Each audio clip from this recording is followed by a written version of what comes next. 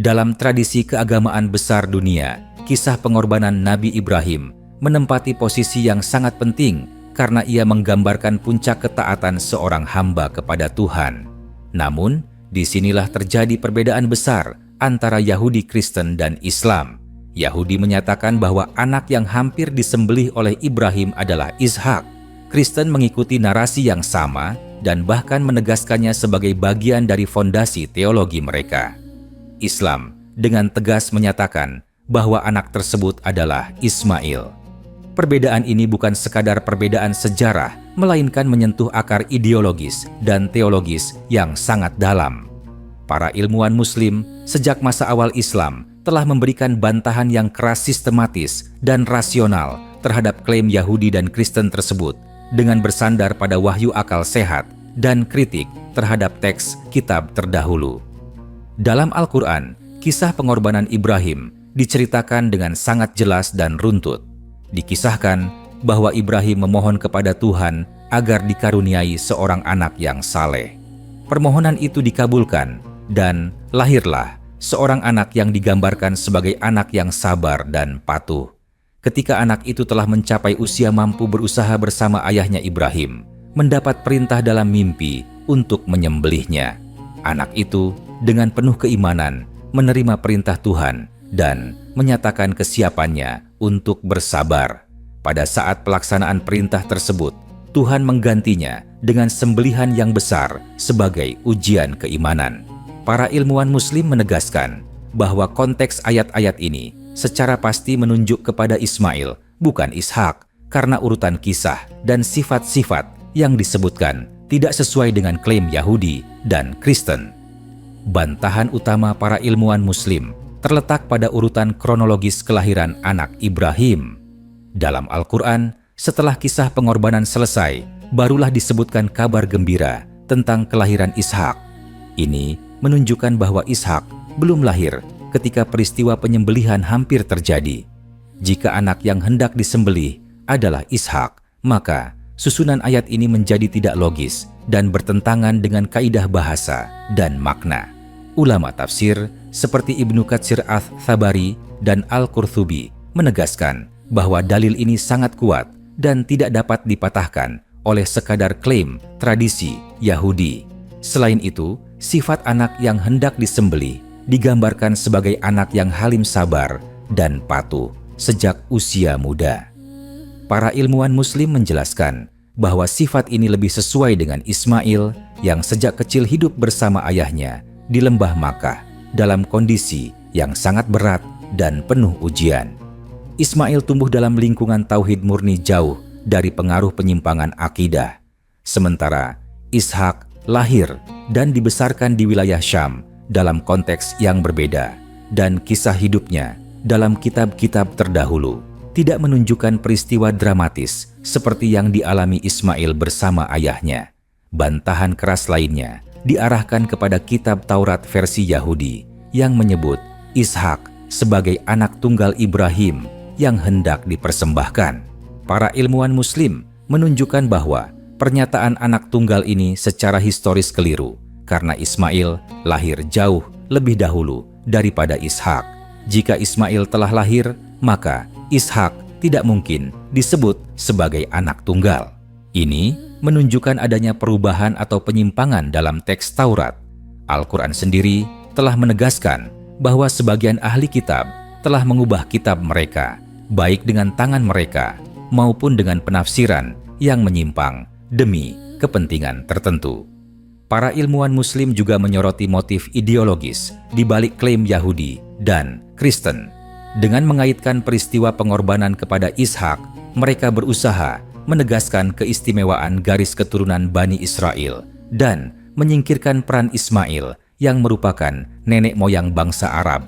Islam datang untuk meluruskan klaim ini dan mengembalikan kemuliaan kepada semua nabi tanpa diskriminasi ras dan bangsa. Dalam Islam, kemuliaan tidak ditentukan oleh garis keturunan, tetapi oleh ketakwaan. Dalam Injil Kristen klaim bahwa Ishak adalah anak yang dikorbankan pada dasarnya hanya mengulang narasi Taurat tanpa koreksi kritis. Para ilmuwan Muslim menilai bahwa Injil sendiri tidak membawa informasi independen tentang peristiwa tersebut dan lebih banyak bergantung pada tradisi Yahudi. Karena itu, klaim Kristen dianggap lemah dari sisi historis dan tidak dapat dijadikan dasar untuk menolak keterangan Al-Quran yang datang sebagai wahyu terakhir dan penjaga kebenaran kitab-kitab sebelumnya. Bantahan ilmuwan Muslim juga menggunakan pendekatan rasional dan moral. Mereka menegaskan bahwa Tuhan tidak mungkin menguji seorang nabi dengan cara yang bertentangan dengan janji sebelumnya. Tuhan telah menjanjikan bahwa dari keturunan Ismail akan lahir bangsa besar dan dari keturunannya pula akan muncul Nabi Muhammad. Ujian pengorbanan justru menjadi pengukuhan atas janji tersebut, bukan pengingkaran terhadapnya. Peristiwa ini menunjukkan puncak kepasrahan Ibrahim dan Ismail yang kemudian diabadikan dalam syariat kurban yang dijalankan oleh umat Islam hingga hari ini. Dengan demikian, klaim Yahudi dan Kristen bahwa Ishak adalah anak yang hampir disembelih tidak hanya bertentangan dengan Al-Quran, tetapi juga bermasalah secara historis tekstual dan logis. Bantahan para ilmuwan Muslim berdiri di atas fondasi wahyu yang terjaga, analisis bahasa yang kuat, dan kritik ilmiah terhadap sumber-sumber terdahulu. Kisah ini dalam Islam bukan sekadar narasi sejarah, tetapi pelajaran agung tentang tauhid ketaatan dan pengorbanan yang murni karena Tuhan.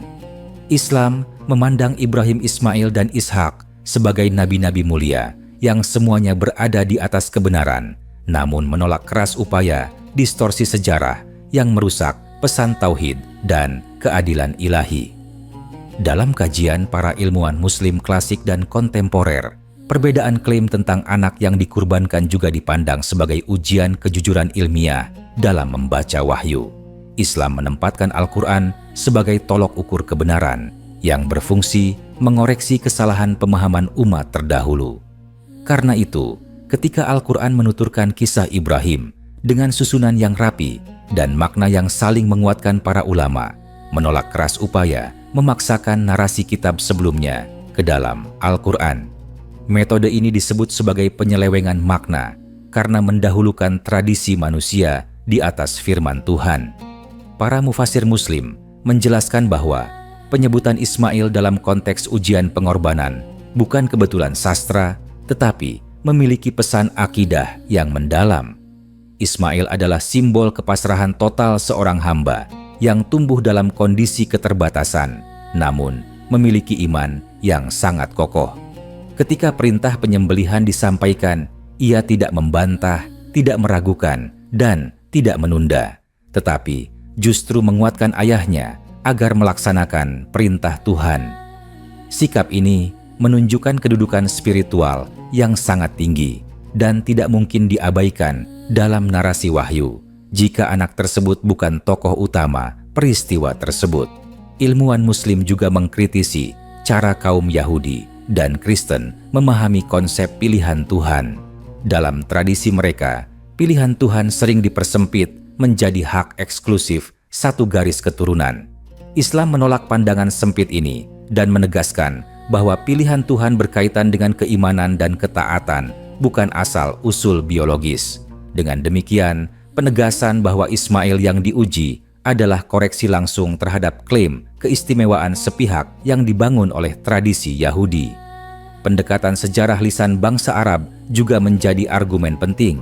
Sejak sebelum Islam, masyarakat Arab telah mengenal kisah Ibrahim dan Ismail sebagai pendiri Ka'bah dan pelaku ujian pengorbanan.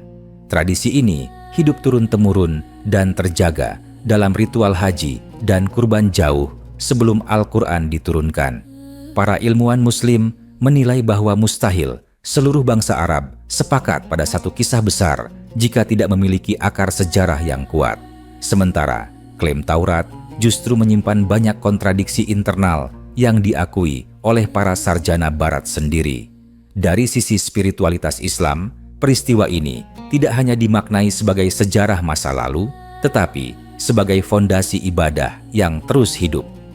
Ibadah kurban yang dilaksanakan setiap tahun merupakan pengingat langsung terhadap kepatuhan Ibrahim dan Ismail.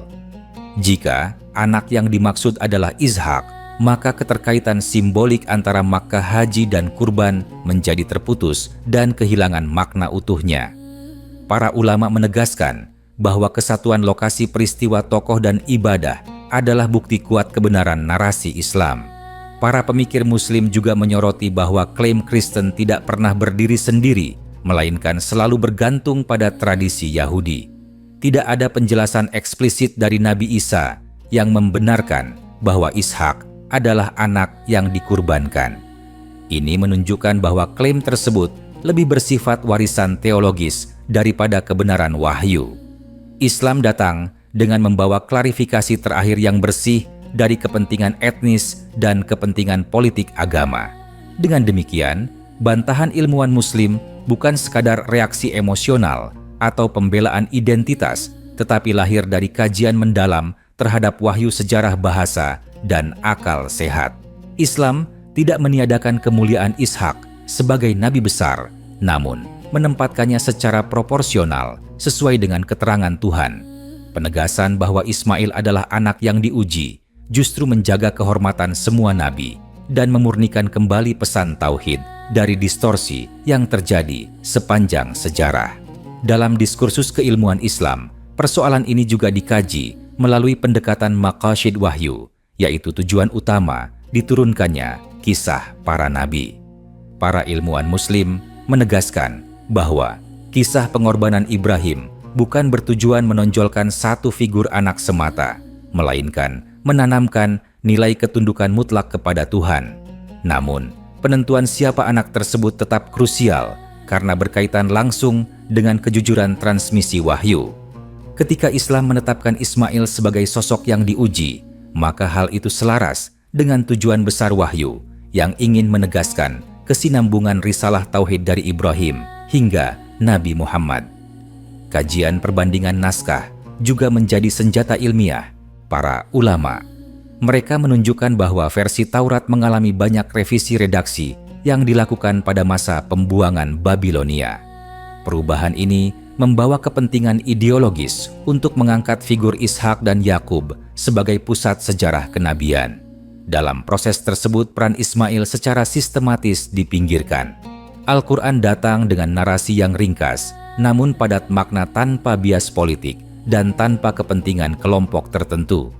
Karena itu para ilmuwan Muslim menyatakan bahwa keterangan Al-Quran lebih otentik dan lebih dekat kepada peristiwa aslinya.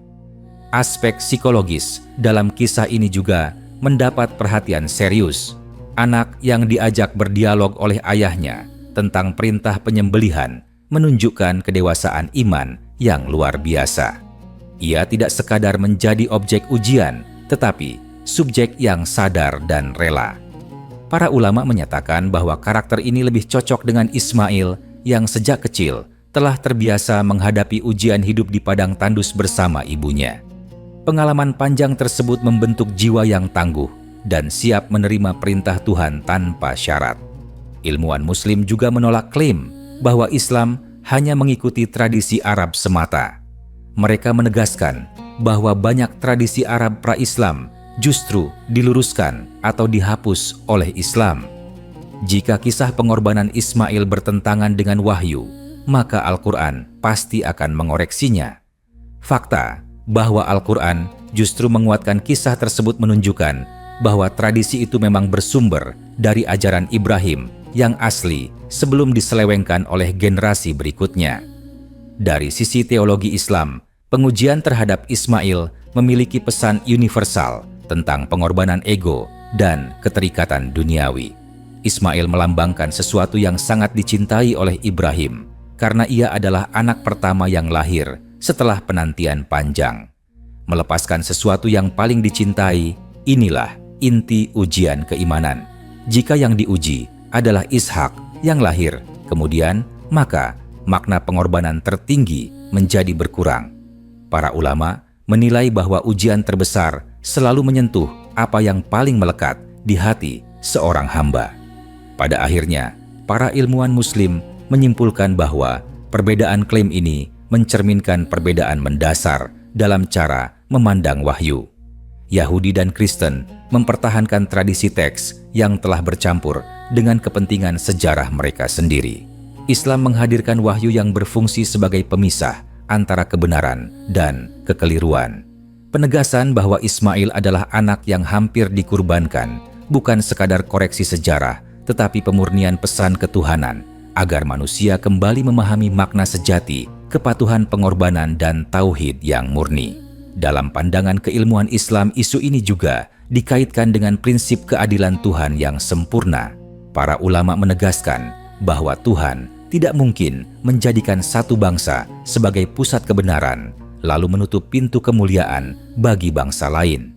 Ketika kisah pengorbanan dikaitkan dengan Ismail, maka pesan yang muncul adalah universalitas risalah Ibrahim yang melampaui batas etnis dan wilayah. Islam melihat Ibrahim bukan sebagai milik satu kaum, tetapi sebagai imam bagi seluruh manusia yang bertauhid. Para ilmuwan Muslim juga menelaah bagaimana narasi kitab sebelumnya berkembang seiring perubahan kondisi sosial politik pengikutnya. Ketika Bani Israel mengalami tekanan dan kehilangan dominasi wilayah, muncul kebutuhan psikologis untuk menguatkan identitas kolektif melalui teks suci. Dalam konteks inilah, figur Ishak dan keturunannya ditinggikan secara berlebihan, sementara Ismail dipinggirkan. Islam menilai fenomena ini sebagai bentuk penyusupan kepentingan manusia ke dalam wahyu yang seharusnya bersifat suci dan objektif. Pendekatan linguistik Al-Quran turut menjadi dasar bantahan yang kuat. Kata-kata yang digunakan untuk menggambarkan anak yang diuji memiliki nuansa emosional dan spiritual yang sangat dalam. Bahasa tersebut menunjukkan hubungan ayah dan anak yang telah terjalin lama melalui perjuangan bersama. Para ahli tafsir menyatakan bahwa gambaran ini tidak cocok jika dilekatkan pada sosok yang belum melalui fase kehidupan berat bersama Ibrahim. Ismail dikenal hidup bersama ayahnya dalam misi pembangunan Ka'bah dan penegakan tauhid di Makkah, sehingga relasi tersebut menjadi sangat kuat dan bermakna. Dalam kajian dakwah Islam, kisah ini juga dipahami sebagai landasan kesatuan ibadah umat Islam di seluruh dunia. Arah kiblat ibadah haji dan pelaksanaan kurban semuanya terpusat di Makkah yang terkait langsung dengan perjalanan hidup Ibrahim dan Ismail. Jika anak yang dikurbankan adalah Ishak, maka keterkaitan ini menjadi lemah dan terpisah dari realitas ibadah yang hidup. Para ulama menilai bahwa kesinambungan antara sejarah dan praktik ibadah merupakan tanda keaslian ajaran Islam. Pemikir Muslim modern juga menambahkan bahwa klaim Yahudi dan Kristen seringkali dibela tanpa evaluasi kritis oleh pengikutnya. Islam justru mendorong penggunaan akal dalam memahami wahyu selama tetap berada dalam koridor ketundukan kepada Tuhan. Ketika akal sehat digunakan secara jujur, maka kontradiksi dalam klaim kitab terdahulu menjadi terlihat jelas. Disinilah Al-Quran tampil sebagai penyempurna yang memberikan kejelasan tanpa keraguan. Akhirnya, bantahan keras ilmuwan Muslim tidak bermuara pada penolakan emosional terhadap pihak lain, tetapi pada upaya menjaga kemurnian risalah tauhid.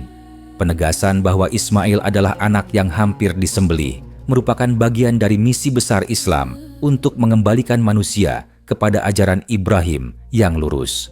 Ajaran ini mengajarkan bahwa kebenaran tidak diukur dari warisan nenek moyang atau dominasi sejarah, melainkan dari kepasrahan total kepada Tuhan yang Maha Esa. Ulama Muslim juga menilai bahwa persoalan Samuel sering disalahpahami karena adanya pergeseran fokus dari nilai ketauhidan menuju narasi konflik kekuasaan. Dalam Islam, inti kisah para nabi bukan terletak pada siapa yang memerintah lebih lama atau siapa yang kalah dalam politik, melainkan pada bagaimana manusia bersikap terhadap perintah Allah. Ketika kisah Samuel dipersempit hanya menjadi soal benar atau salah memilih raja, maka pesan utamanya justru hilang. Islam mengajarkan bahwa inti peristiwa tersebut adalah ujian ketaatan dan kesombongan manusia, bukan kegagalan Nabi dalam membaca keadaan. Sebagian ilmuwan Muslim juga menekankan bahwa mengaitkan kesalahan besar dengan Nabi seringkali berasal dari tradisi penulisan sejarah yang syarat kepentingan ideologis. Narasi disusun untuk membenarkan kelompok tertentu atau menjustifikasi perubahan kepemimpinan. Dalam kondisi seperti ini, figur Nabi dijadikan alat legitimasi atau bahkan dikorbankan secara naratif. Islam menolak keras manipulasi semacam ini dan memisahkan antara wahyu ilahi dan tafsir manusia yang bias kepentingan. Dalam perspektif akhlak Islam, para nabi diutus sebagai simbol kejujuran mutlak. Mereka tidak berkhianat dalam amanah meskipun hasilnya tidak sesuai harapan manusia. Oleh sebab itu, ulama Muslim memandang tuduhan terhadap Samuel sebagai bentuk ketidakkonsistenan moral. Di satu sisi, Nabi diminta menjadi penyampai kehendak Tuhan. Di sisi lain, ia dituduh salah ketika manusia tidak sanggup memikul konsekuensi dari kehendak tersebut. Ini adalah standar ganda yang tidak dapat diterima secara rasional maupun teologis. Para mufasir juga mengingatkan bahwa dalam Al-Quran, kisah Bani Israel berulang kali menampilkan pola yang sama, yaitu permintaan yang dipenuhi oleh Allah namun diikuti oleh pelanggaran dan penyesalan. Pola ini menunjukkan kelemahan umat, bukan cacat kenabian. Dengan memahami pola tersebut, posisi Samuel menjadi jelas sebagai utusan yang berdiri di antara perintah Allah dan sikap keras kepala kaumnya.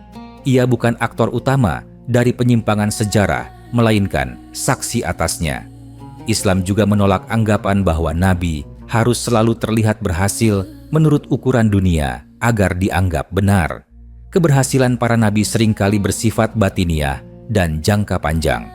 Banyak nabi yang hidup dalam tekanan penolakan, namun tetap dimuliakan oleh Allah. Dengan logika ini, Samuel tidak perlu dibela melalui pembenaran politik karena kehormatannya sudah ditetapkan oleh kedudukannya sebagai nabi. Akhirnya, ilmuwan Muslim menegaskan bahwa menjaga kehormatan para nabi adalah bagian dari menjaga kemurnian iman. Ketika satu nabi direndahkan, maka keseluruhan bangunan kepercayaan ikut terguncang.